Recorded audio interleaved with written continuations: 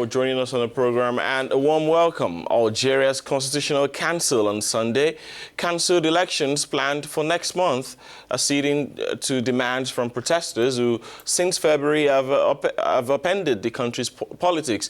A statement from the Constitutional Council said it was up to the president to name a new date for the vote. Algeria has seen months of anti-government protests. Longtime President Abdelaziz Bouteflika resigned in April, but demonstrators are pushing for greater change in the country's ruling elite. Well,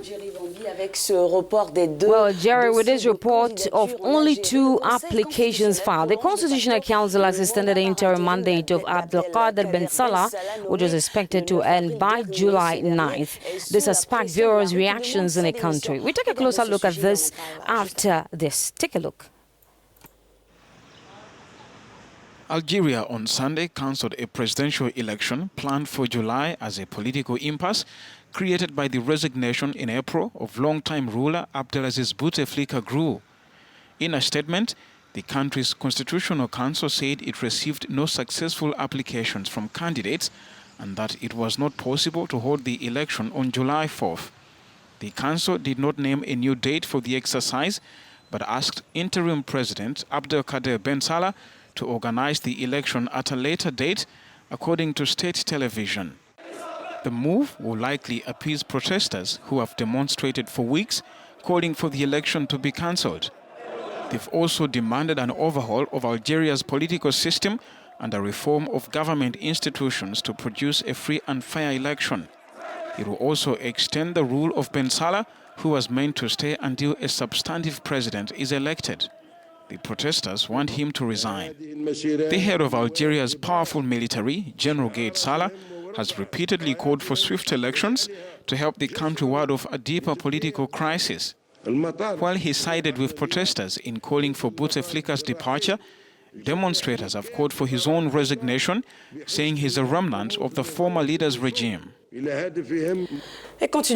our correspondent Tariq Hafi joins us now for more. Just give us some insight into this particular subject. Good to have you on the program, sir. Right, the Constitutional Council announced yesterday the cancellation of the presidential election scheduled for July 4th. Why did the Constitutional Council take this decision? Alors, la tenue de ce scrutin était inenvisageable en absence de candidats crédibles. To hold the election will be unthinkable in the absence of credible candidates. Only 2 people totally unknown to the public submitted the applications, and they also seem to have been unable to gather the 60,000 signatures required to validate their files. In fact, this election was rejected by both the political class, which refused to participate, and the popular movement, which recognizes neither the interim head of state Abdelkader Ben Salah nor the government of Noureddin Bedu. In its official statement, the Constitutional Council instructed Ben Salah to call for new elections. To this end, I should say it is based on the passage from the preamble to the Basic Law and on Article 103. Par les partis politiques et par l'opinion publique. Donc, par cette décision, le Conseil constitutionnel participe à faire perdurer la crise. And Tariq, what about the Constitution? Just 1 minute there. What about the Constitutional Council effectively extending the mandate of Abdelkader Ben Salah? The decision is already much criticized by the civil society and the political class in the country. Well, according to Article 102 of the Constitution, the interim head of state has 90 days to hold a new election. Abdelkader Ben Salah was scheduled to end his tenure by 9 July, immediately after the presidential election. The extension of the mandate of the interim head of state is not provided by the Constitution. Algeria finds itself in a paradoxical situation. The current supporters of power insist on strict respect for the Constitution, but opt for extra constitutional means to impose and ensure Ben Salah's stay. The extension decision was criticized as soon as it was announced, in particular by Jamil Zenati, former National Secretary of the Front Socialist Party, who declared on his Twitter account that a constitutional council goes beyond its duties as a judge of law. The Presidential Association of Muslim Ulamas, one of Algeria's oldest cultural and religious associations, stressed that it is necessary to replace Ben Salah, who has failed in his mission, and set up a presidential body composed of 3 to 5 members. Constitutionalist Fatiha Binabu, I should say, confirmed that the extension of Ben Salah's mandate is not provided for in the constitution, and that it is now necessary to organize a national dialogue conference to move towards solution and take into account popular aspirations. It is exceptionally and especially on social networks that the criticisms are the most acerbic. Since yesterday, Algerians have reiterated their rejection of the opinion of a presidential election under the aegis of Ben Salah. Well, Algeria is currently in a political dialogue. Could the army change its position by agreeing to go beyond the constitutional framework to find a political solution to this crisis? Toute la question est là.